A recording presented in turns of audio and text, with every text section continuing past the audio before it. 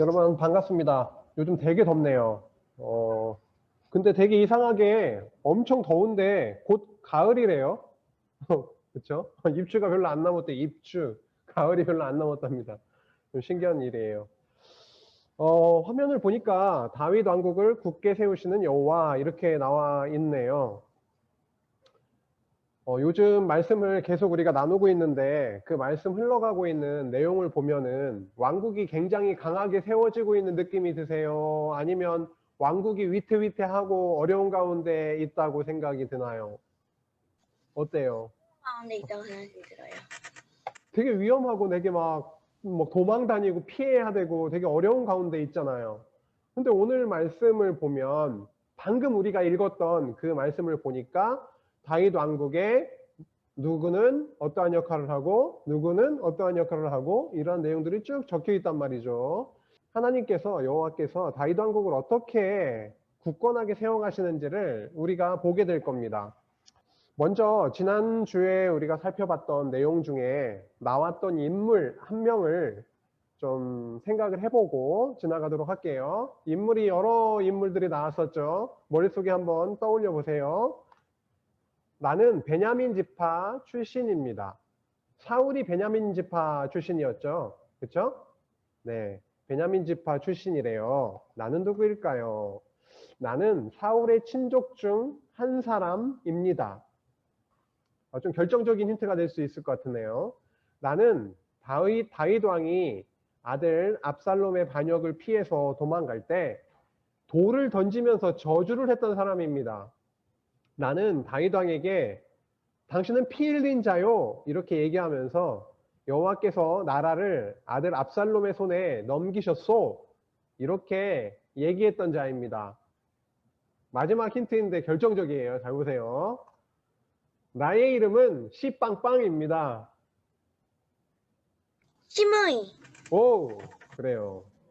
시므이라고 하는 사람입니다. 시므이. 기억나시죠? 시므이. 시므이가 다윗이 피해서 도망갈 때도 딱 등장이 돼가지고 막 돌 던지고 그렇게 저주를 했는데요. 오늘 함께 나누는 말씀 중에 등장이 되진 않아요. 그러니까 전도사님이 여러분에게 얘기하지는 않을 테지만 시므이가 다윗이 돌아올 때도 가장 먼저 나와가지고 얘기하는 게 있거든요. 아, 저번에 제가 정말 멋모르고 제가 당신께 돌 던지고 비방을 했습니다. 저주를 했습니다. 제발 저 좀 살려주십시오 라고 이렇게 하거든요. 돌아올 때, 회복돼서 돌아올 때 그런 경우가 있었어요. 그래요. 먼저 지난 시간에 살펴봤던 사무엘하 18장 내용을 우리가 기억을 해보면 압살롬의 반역이 있었죠. 그래서 다윗과 압살롬의 군대가 이스라엘이죠. 이스라엘의 왕으로 세워졌었으니까 잠시나마. 그래서 이스라엘과 다윗이 전쟁을 하게 됐어요. 근데 그 전쟁에서 압살롬이 어떻게 했어요? 승리했나요? 압살롬이 승리했나요? 전쟁에서? 아니요. 압살롬이 패했습니다. 그거를 떠올리면서 왼쪽 내용이 띄워질 거예요. 그 내용을 보고 우리가 지난 시간에 어떠한 내용이 있었는지를 정리를 해보려고 합니다. 연필하고 펜이 있죠. 그 연필과 펜을 이용해서 왼쪽에 나오는 내용을 참고하고요. 그래서 간단하게 뭐 두세 줄이라도 지난 시간에 이러한 내용이었지라고 정리를 해보는 시간을 잠시 드릴 거예요. 한 1분에서 남짓 드릴게요. 다윗이 얘기합니다. 나를 위하여 젊은 압살롬을 너그러이 대우하라. 에브라임 숲을 큰 상수리나무, 압살롬의 머리 혹은 머리카락, 요압과 그의 군사들. 다윗이 또 얘기하네요. 내 아들아, 내 압살롬아, 내 아들 압살롬아. 이 내용을 조합을 해서 이용을 해서 나름대로 지난 시간에 있었던 일을 함께 정리해 볼까요? 지금 연필하고 있으니까 써보세요. 와, 지난 시간에 이런 내용이 있었구나. 이런 단어들을 이용해서 한번 정리해 보세요. 지금부터 잠깐 시간 드릴게요. 에브라임 숲 쓰세요. 에브라임 숲은 장소를 얘기하는 거네요. 어디에서 있었던 일인지. 요압과 그의 군사들이 한 일이 있었죠. 압살롬에게 한 일이 있었어요. 요압과 그의 군사들이 큰 상수리나무와 압살롬이 연결이 되겠죠. 압살롬이 네, 큰 상수리나무에 어떻게 됐었죠. 오른쪽 그림도 나와 있고요. 그런 것들을 생각하면서 함께 정리해 보도록 하겠습니다. 너무 길지 않게 해도 되니까요. 간단하게라도 정리된 친구 있으면은 한번 발표해주면 좋겠습니다. 딱 2명만, 더 많이 하면 좋겠지만 2명만 원하는 친구들 같이 들어보고 넘어가도록 할게요. 지난 시간에 있었던 내용이죠. 정리되면 손 들기로 표시해주세요. 네, 이 정도로 하고요. 혹시 누가 발표해 줄까요? 한 줄로만 이야기해도 돼요? 그렇죠. 짧게 해도 됩니다. 이 과정에서 지난 시간에 있었던 일을 자연스레 우리가 정리해 볼 수 있어서 그런 의미를 갖고 있습니다. 누가 한번 해줄까요? 효주가 한번 해줄까요, 그러면? 네. 그래요. 오케이. 그럼 잘 들어봅시다. 다윗은 압살롬을 너그러이 대하라고 했습니다. 압살롬은 에브라임에서 큰 상수리나무에 머리가 걸렸는데요. 그때 요압과 그 군사들이 와서 압살롬을 죽였습니다. 다윗은 너무 슬퍼했습니다. 그래요. 아이고, 너무 잘 요약해줬어요. 여러분에게 준 그 내용을 기반으로 해서 모두 다 사용해서 내용을 잘 정리해줬고요. 조정윤 얘기해 줄까요? 쓴 만큼 읽어주세요. 다윗이 압살롬을 살리려 했는데 에브라임 숲에서 큰 상수리나무에 압살롬의 머리카락이 걸렸는데 요압과 그들의 군사들이 압살롬을 죽여서 다윗이 울부짖었다. 그래요. 아이고, 감사해요. 지난 시간 있었던 내용들을 여러분이 이렇게 정리하는 그런 사이에 여러분에게 또 머릿속에 이렇게 입력이 됐겠죠. 그리고 친구 오늘 효주와 정윤이를 통해서 잘 정리 발표로까지 해주셔서 되게 감사해요. 지난 시간에 이렇게 압살롬의 반역은 마무리가 되었어요. 아주 슬픈 내용이죠. 아들을 잃게 되는 아주 슬픈 내용으로 끝나지만 어쨌든 다윗과 그 압살롬 사이에 있었던 반역의 어떤 사건은 끝이 났습니다. 그리고 나서 이 반역이 마무리가 되니까 다윗은 어떻게 돼야 되죠, 이제? 다윗이 예루살렘 궁에서 빠져나왔다는 거죠. 피했어요. 이렇게 도망간 거니까 이제 다윗은 왕궁으로 돌아가는 일이 있겠죠. 그래서 예루살렘 왕궁으로 돌아오게 됩니다. 사무엘하 19장에 그게 있는데요. 왼쪽에 지도를 잠깐 보면은 예루살렘이 왼쪽에 있습니다. 예루살렘이 여기에요. 예루살렘이 있고 마하나임으로 도망을 간 거였잖아요. 결국은 어느 강을 넘었다고 그랬었죠? 지난 시간에? 무슨 강? 이 가운데 흐르는 강이죠. 무슨 강 이름이 뭐였죠? 요단강이에요. 요단강. 요단강입니다.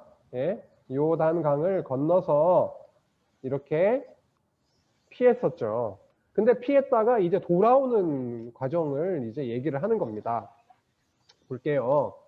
근데 있잖아요. 압살롬의 반역이 끝났죠. 끝났는데 유다 사람들이 아직 다윗 왕을 왕궁으로 다시 모셔오고자 하는 마음을 제대로 갖지 못했어요. 그래서 다윗이 제사장 사독과 아비아달에게 이렇게 얘기를 해서 이 내용을 전달을 합니다. 온 이스라엘이 나를 왕궁으로 다시 모시려 한다는 소리를 내가 소식을 들었는데 어찌 너희는 유다 지파 너희는 어찌하여 왕인 나를 궁으로 다시 모시는 일에 나중되려 하느냐? 왜 자꾸 이렇게 늦추고 나를 왕으로 다시 돌아오게 하지 못하느냐라고 얘기를 전달을 했어요. 그리고 나서 유다 사람들이 마음이 돌아섰죠. 그래서 결국 당신께서는 모든 부하와 같이 이제 돌아오십시오라고 하는 그 소식을 전하게 됩니다. 돌아오게 되는데요. 사무엘하 19장 15절에 보니까 왕이 돌아와서 요단의 이름에 여기 마하나임에 있다가 오른쪽에 그렇죠? 오른쪽에 마하나임에 있다가 이 요단강을 건너서 이제 돌아오는 그런 과정인데요. 여기 19장 15절에 보니까 유다 족속이 왕을 맞아 요단을 건너가게 하려고 어디로 오니라? 길갈로 오니라라고 합니다. 길갈이 여기에 있어요. 그렇죠? 이 요단강을 건너서 이제 오게 맞이하려고 길갈에 오게 된 거예요. 다윗은 다시 돌아오게 됩니다. 한번 볼게요. 첫 번째 반란은 아들 압살롬을 통해서 아주 위험하고 아주 너무 슬픈 그런 반역의 사건이 있었는데, 이제 그 반역이 끝나고 다시 예루살렘으로 돌아왔는데 베냐민 사람 중에 세바라고 하는 사람이 있었거든요. 그런데 그 세바가 다시 반역을 일으킵니다. 20장으로 넘어왔네요. 이제 20장으로 넘어오면 마침 거기에 불량배 하나가 있었는데 이름은 세바였대요. 베냐민 사람 비그리의 아들이었더라. 그가 나팔을 불며 이르되 우리는 다윗과 나눌 분깃이 없으며 이새의 아들에게서 받을 유산이 우리에게 없도다. 이스라엘아 각각 장막으로 돌아가라. 이스라엘 사람들과 유다 사람들이 다윗 왕을 맞이한 거잖아요. 그런데 세바라는 사람이 되게 어려운 말들이 여기 쭉 써 있는 것 같지만 쉽게 얘기하자면 다윗과 우리는 그렇게 상관이 없다. 야, 다윗에게 우리가 줄 것도 없고 받을 것도 없다. 그러니 우리는 각자 우리 갈 길로 가자. 이러면서 이스라엘아 각각 장막으로 돌아가라. 다윗을 왕으로 섬길 필요 없다. 굉장히 그들을 선동하고 있어요. 이렇게 2절에 보니까 그렇게 하니까 온 이스라엘 사람들이 다윗 따르기를 그치고 지금까지 다윗을 왕으로 다시 맞아들이고 했는데 이제 다윗을 따르기를 그치고 올라가 비그리의 아들 세바를 따르게 됩니다. 그런데 유다 사람들은 왕과 계속해서 함께 하게 되죠. 그래서 요단으로부터 예루살렘까지 다시 오게 되는 거죠. 여기요. 예루살렘이 여기 있다 그랬죠. 결국 마하나임에서 요단강을 건너서 길갈에 와서 맞이했고요. 다시 예루살렘으로 돌아오게 되죠. 여기에 궁이 있는 거니까요. 그렇죠? 근데 세바의 반역이 어느 정도였는지를 알 수 있어요. 그 분위기를 알 수 있는 말씀이 사무엘하 20장 6절에 나오고 있는데요. 누가 한번 읽어줄까요? 예건이가 이거 다윗 이후부터요. 그 내용 한번 읽어줄래요? 20장 6절 말씀이에요. 사무엘하. 이제 비그리의 아들 세바가 압살롬보다 우리를 더 헤아리니 너는 네 주의 부하들을 데리고 그의 뒤를 쫓아가라. 그가 견고한 성읍에 들어가 우리들을 피할까 염려하노라. 예, 고마워요. 여기 보니까 압살롬의 반역이 있었잖아요. 압살롬의 반역 때문에 다윗이 죽임당할까 두려워서 피했었죠. 그런데 세바의 반역을 겪으면서 다윗에게 들었던 생각이 여기에 정확하게 나타나 있죠. 압살롬의 반역보다 세바의 반역이 훨씬 더 지금 심각한 상황인 거예요. 온 이스라엘이 다 세바를 따르고 있고요. 야, 우리가 압살롬의 반역 때문에 우리가 죽임을 당할까 두려워서 그런 정도였지만 이제 세바의 반역이 그 압살롬의 반역보다 더 심하다. 이렇게 얘기를 하고 있죠. 그런데 이 세바의 반역 사건도요, 이제 끝나게 됩니다. 그런 과정 중에 좀 일부를 한번 살펴보도록 할게요. 일단 요압은 다윗의 장수죠. 장군이죠. 아비새도 역시 마찬가지입니다. 요압과 아비새가 비그리의 아들 세바를 뒤쫓게 됩니다. 사무엘하 20장 14절에 보니까 세바가 이스라엘 모든 지파 가운데 두루 다녀서 아벨과 벤마아가와 베림 온 땅에 이르니 그 무리도 다 모여 그를 따르더라. 지명이 굉장히 어려운 지명이 나오네요. 아벨, 벤마아가라고 나오는데 왼쪽 지도를 보면은 아벨, 벤마아가라고 하는 여기가 나오고 있습니다. 그러니까 여기가 예루살렘을 중심으로, 여기 예루살렘이잖아요. 예루살렘의 중심으로 유다라고 한다면 이게 다 이스라엘이거든요. 아래쪽은 유다고요. 북쪽은 이스라엘이라고 하는 거죠. 그래서 이스라엘의 가장 북쪽 부분에 아벨, 벤마아가라고 하는 지역이 있었어요. 그렇죠?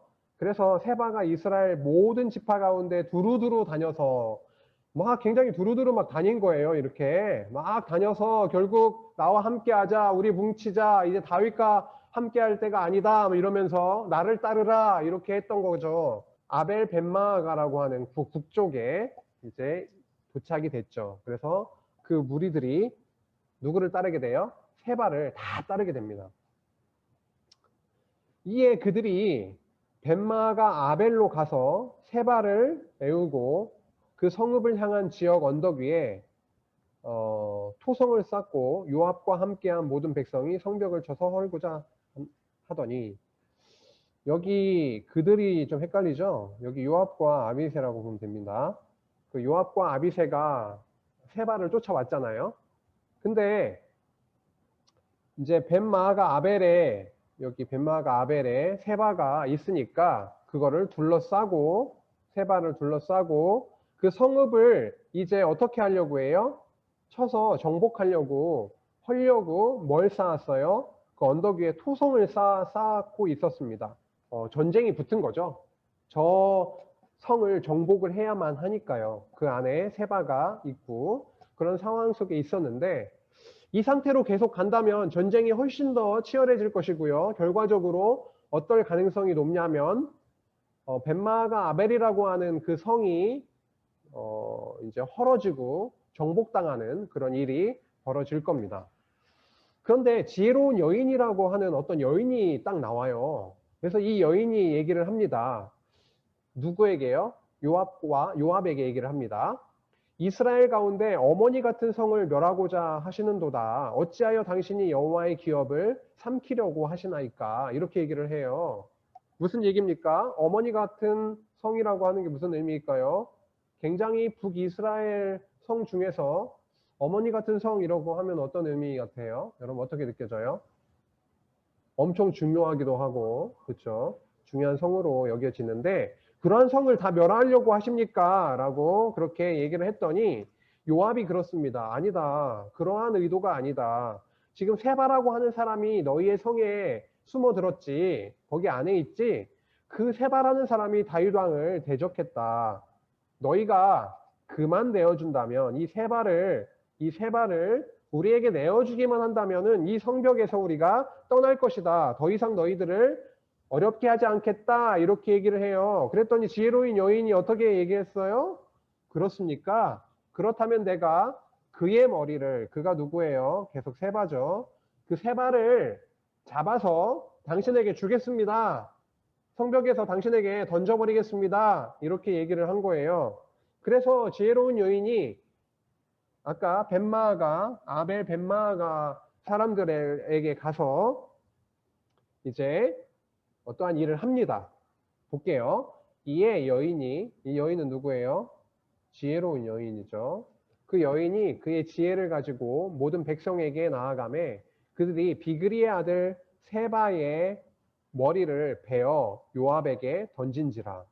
여기 성벽에서 당신에게 내어 던지리이다 라고 하더니만 사람들을 다 규합하고 모으고 마음을 모아서 그들 설득을 했겠죠. 세바라는 사람이 물론 우리가 좀 따르려고 했던 그런 자이긴 하지만 우리가 지금 이런 상황이다. 그리고 이 세바는 단순한 세바가 아니고 다윗 왕을 반역한 자다. 이렇게 해가지고 결국은 그 지혜를 발휘해서 사람들과 함께 세바의 머리를 베어서 어때요? 성 밖으로 요압에게 던진 거죠.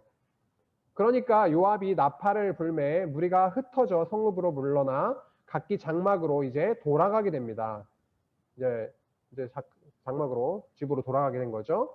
요압은 예루살렘으로 돌아와 왕에게 나아가니라 라고 적혀 있습니다. 이렇게 해서 세바의 반역 사건이 어때요? 끝나게 되는 겁니다. 아까 다윗의 고백, 다윗의 말을 우리가 생각을 한다면 압살롬의 반역보다도 훨씬 더 위험하고 나라가 흔들릴 수 있고 다윗도 죽임당할 수 있는 그런 아주 어려운 그런 반역 사건이었는데 하나님이 지혜로운 여인을 딱 나타나게 하셔서 이렇게 이 사건을 마무리되게 끝나게 해주셨습니다. 한번 생각을 해보죠. 왜 하나님은 다윗 왕국을 세워주셨고 그리고 그 다윗 왕국의 왕인 다윗에게 이렇게 여러 차례의 어려운 일들을 주실까요? 왕을 세워주셨고 왕국을 세워주셨으면 그 나라가 아주 평온하고 평화가 지속되고 아주 어려운 일이 없으면 얼마나 좋아요. 그런데 왜 계속해서 죽임당할까 두려워서 도망칠 수밖에 없는 그런 두려움, 그런 고난, 그런 일들을 왜 자꾸만 주실까요? 안 주시면 더 좋지 않을까요? 여러분? 그렇죠? 그런 생각 들죠? 우리 생활 속에서도 어려운 일이 없으면 좋지 않을까요? 내가 원하는 거 다 할 수 있지 않으면, 다 할 수 있으면 더 좋지 않을까요? 우리가 계획하는 것들이 척척척척 다 이루어져 가면 더 좋지 않을까요? 우리 교회에도 왜 어려움을 주실까요? 우리 교회에도 왜 어려움을 주실까요? 우리 가정에도 왜 어려움을 주실까요? 왜 구약시대에 다윗 왕국에 이런 어려움을 주실까요? 라고 하는 그런 질문이에요.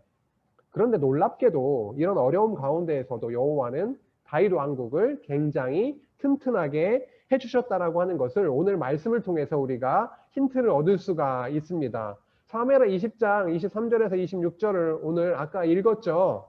같이 이 부분이 오늘 함께 결론으로 끝부분에 이렇게 간단하게 어떤 사람은 어떠한 역할을 하게 됐다라고 적혀 있지만 그 안에 담겨 있는 그런 뜻은 아주 깊습니다. 요압은 우리가 잘 알고 여러 번 들은 그 이름이죠. 요압은 온 군대를 다스리는 지휘관이 되었고요. 그 다음에 여호야다의 아들 분하야라고 하는 사람이 있는데 분하야는 그렛 사람과 블렛 사람, 그렛이라고 하는 사람들이 있었고 블렛의 지역의 사람들이 있었는데 그들을 다스리는 그 지휘하는 지휘관이 되었고 아도람 같은 경우에는 검역관, 여호사밧은 사관, 수아는 서기관, 사독과 아비아달은 제사장이 되고 야일 사람 이라는 대신이 되니라 라고 했는데 문제는 이런 이름들이 뜻이 이제 정확하게 잘 모를 수도 있어서 간단하게 보자면 여기에 다 뭐 지휘관 같은 건 저희가 알겠죠. 그렇죠? 장군, 지휘하는 사람이 되었다라고 하는 건데 감역관이라고 하니까는 이 검역관인지 감역관인지 좀 헷갈리기도 하고 이 감역관은 뭐냐면 일하는 역군이라고 했을 때 일하는 사람이잖아요. 그렇죠?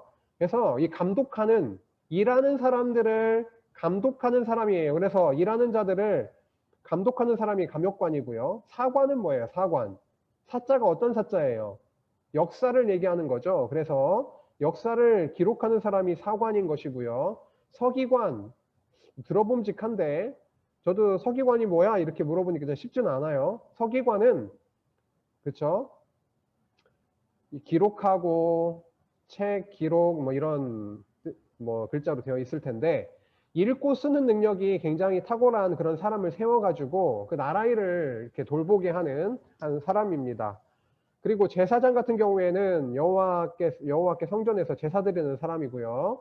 그 다음에 대신 같은 경우에는 신하라고 볼 수도 있겠는데 근데 좀 전사님이 그 히브리어로 되어 있는 본문을 찾아보고 다른 성경에도 보니까 신기하게 이 제사장이라고 하는 단어와 이 대신이라고 하는 단어가 똑같아요. 히브리어가 코헨이라고 하는 단어예요. 코헨은 제사장을 얘기를 하는 거거든요. 어쨌든 이라라고 하는 사람은 다윗의 신하로서 역할을 했을 텐데 이라는 여기 나오는 제사장과 단어가 똑같아서 다윗을 위한 제사장의 역할을 또 했던 사람이 이라라고 볼 수 있겠어요. 어쨌든 지금 오늘 이번 장을 통해서 여호와는 다윗 왕국을 튼튼하게 세워주셨다라고 하는 것을 저희들에게 알려주고 있어요. 나라가 튼튼해지기 위해서는 왕만 있어서는 안 되잖아요. 그렇죠? 군대를 지휘하는 군대 장관들도 있어야 될 거고요. 역사에 대한 부분도 기록도 하고 그리고 다른 나라의 어떤 관계 속에서 있어진 서기관도 필요하고 일꾼들을 잘 이렇게 관리하고 인도해야 감독해야 되는데 그러한 감역관도 세워지고 무엇보다도 이스라엘은 제사장 나라거든요. 하나님께 여호와께 제사 드리는 거룩한 백성으로 하나님이 삼아 주셨는데 그들이 해야 될 일은 여호와 하나님께 제사 드리는 일이 너무 중요하고 귀한데 그 일을 감당할 제사장들을 세우셨다라고 하는 거죠. 그래서 하나님은 이렇게 굉장히 어려운 고난 가운데에서도 이스라엘을 튼튼하게 세워주셨다라고 하는 것을 오늘 말씀을 통해서 볼 수가 있습니다. 두 번에 걸친 큰 반역 사건, 그렇죠? 그 사이에서도 고난의 상황 속에서도 다윗 왕국을 굉장히 튼튼하게 세워주시더라라고 하는 것이죠. 그래서 오늘 이렇게 다윗 왕이 다시 그런 상황 속에서 입성하게 되고요. 다시 돌아오게 되고 세바라고 하는 자가 반역을 일으켰지만 다시 그 반역자를 이렇게 죽게 하셔서 다시금 다윗 왕국을 회복시켜 주시고 강하게 만들어 가시는 것을 우리가 확인할 수가 있었습니다. 다윗 왕에게 오늘 정리를 하죠. 다윗 왕은 아들 압살롬에 의해서 반역이 일어났었죠. 압살롬의 반역 사건이 끝나게 됐습니다. 그래서 예루살렘 궁으로 다시 돌아올 수 있게 되었죠. 그런데 압살롬의 반역보다 더 위험한 반역이 일어났어요. 세바라고 하는 사람이 온 이스라엘 사람들을 이끌고 반역을 일으켰고요. 그러나 여호와께서는 지혜로운 여인을 그렇게 또 보내주셔서 반역이 끝나도록 보호해 주시기도 했습니다. 우리가 아까 질문을 통해서도 생각을 잠깐 해봤지만 반역과 같은 나라의 그런 굉장히 혼란함 그리고 고난이 있었지만 그 속에서도 여호와는 다윗 왕과 다윗 왕국을 지켜주셨어요. 그래서 다윗 왕국을 굉장히 튼튼하게 해주셨다라는 것을 아까 20장 말씀 끝부분 내용을 통해서 우리가 확인할 수가 있었습니다. 우리에게도 힘든 일들이 있을 거예요. 근데 한 번이 아니라 계속 연속해서 올 수도 있어요. 압살롬의 반역 그 이후에 세바의 반역이 있었던 것처럼 우리 삶 속에서도 어려운 일들이 계속 줄줄이 사탕으로 있을 수도 있어요. 그런데 오늘 말씀을 통해서 우리가 생각해 볼 수 있는 것은 하나님이 평안한 가운데 하나님의 사랑과 하나님의 함께하심과 하나님의 보호하심을 우리가 너무 풍성하게 누릴 수 있으면 너무 좋은데 우리는 이상하게 우리의 생활 속에서 아무 문제 없이 잘 되어질 때는 하나님을 의지하지도 않고 하나님이 은혜와 사랑을 더 깨달을 것 같지만 전혀 그렇지 못하다라는 거예요. 전도사님도 그렇거든요. 나에게 어려운 일이 있을 때 하나님께 의지하게 되고 기도하게 되고 내가 정말 아프지 않을 때가 너무 은혜였구나. 하나님의 보호하심이었구나 라고 하는 거를 우리가 알 수 있죠. 코로나에 아직 걸린 사람은 없어요. 우리가. 그렇죠. 코로나에 혹시라도 걸린다면 코로나에 걸리지 않게 보호해 주셨던 여호와 하나님에 대해서 더 리얼하게 우리가 알 수 있을 거예요. 우리 생활 가운데 어려운 일이 있을지라도 그거는 우리를 힘들게 하기 위해서 하나님이 주시는 그러한 일들이 아니라 오히려 하나님이 내가 너와 함께한다. 너희와 함께함을 보호해 주시고 내가 너에게 이렇게 많은 은혜와 사랑을 베푸는 존재란다. 그러한 하나님이란다 라고 하는 것을 더 깊이 더 풍성하게 그렇게 알게 해주신다라는 거 그거를 우리가 생각하면 좋겠습니다. 이 내용이 우리 가운데 더 좀 마음 가운데 담아지면 좋겠고요. 방학 다 해서 집에서 생활하고 있을 텐데 일주일 동안 생활하면서 우리와 함께 하시는 하나님에 대해서 우리의 생활을 또 돌아보기도 하면서 그렇게 살아가는 한 주 되게 하시길 소망합니다. 오늘 있었던 그 반역 사건, 세바의 반역 사건도 한 번 더 마음속에 좀 담으면서 함께 하신 하나님을 더 기억하면 좋겠습니다. 기도하시겠습니다. 하나님 아버지 감사합니다. 저희들은 하나님의 보호하심, 함께 하심 없이는 하루도 살아갈 수 없는 아주 약한 자들입니다. 그리고 무언가 잘 되는 듯 싶고 내 생활에 어려움이 없으면 내 잘났다, 정말 내가 잘하는구나 라고 하는 착각 속에 살아가면서 하나님을 잊고 살 때가 너무도 많습니다. 혹여나 우리들의 생활 속에 어려움이 지금 있다면 나와 함께 하시는 하나님, 나를 보호하시는 하나님, 나에게 많은 은혜와 사랑을 베풀어 주시는 그 하나님을 잊지 아니하고 한 주도 하나님의 사랑을 듬뿍 누리며 하나님의 나라의 백성으로 살아갈 수 있도록 주님 인도하여 주시옵소서. 방학입니다. 더위에 어려움이 있습니다. 공부하고 여러 가지 하는 일들 속에서도 정말 너무 큰 어려움 없이 하나님께서 지켜주시기를 간절히 바라오며 예수님의 이름으로 기도했습니다. 아멘.